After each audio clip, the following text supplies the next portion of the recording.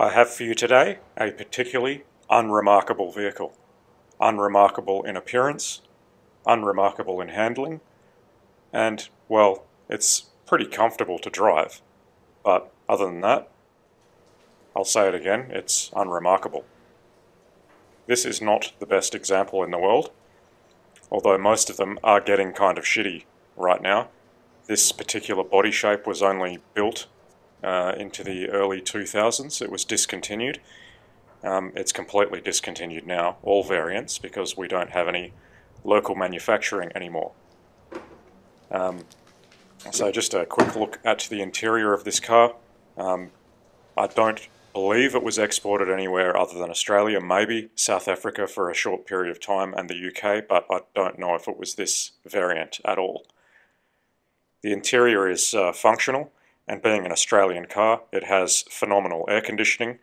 When it actually works on one of these, it will freeze your face off at the appropriate settings, no matter how hot it is outside.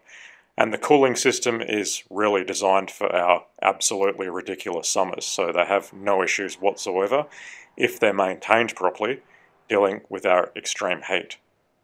This car doesn't even break a sweat driving around in 40-degree temperatures like today. That's Celsius, that is.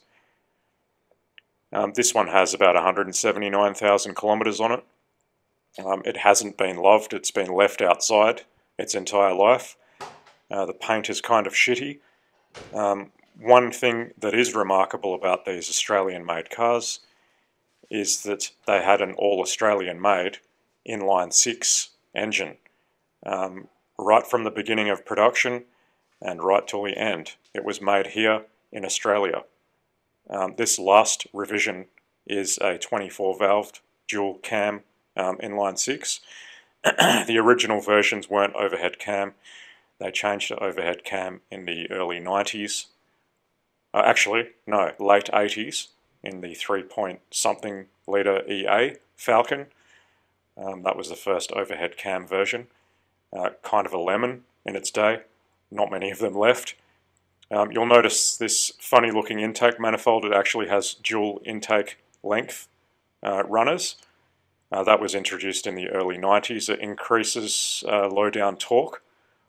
Something that coincidentally appeared on the M104 around the early 90s when the plastic intake manifold was introduced. So miraculously around the same time these engines got it.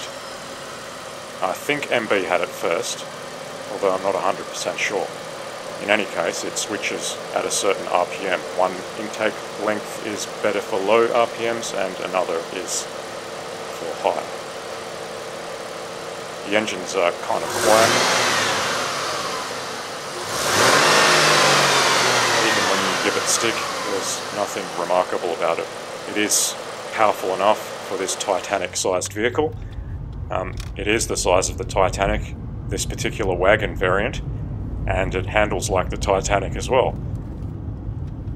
Having said that, it's very comfortable because of the long wheelbase. You really don't feel much on the road, and these plush velour seats are quite comfortable.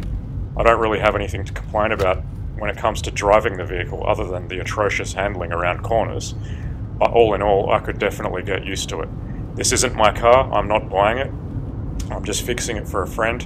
I may sell it to someone, I don't know. What it needs is the front brakes redone. The discs, which is very common for these vehicles, are probably a little bit too small for the size of the car, and they do have an issue of causing brake shudder. I'm going to fix that. I've already got the discs and pads ready to fit. I just wanted to have a test drive of the car first to confirm the complaint. I didn't really need to because it's so common. I can pretty much guarantee they've all got it. And at some stage the roof lining will peel down. This car has had it fixed, so that's all perfect.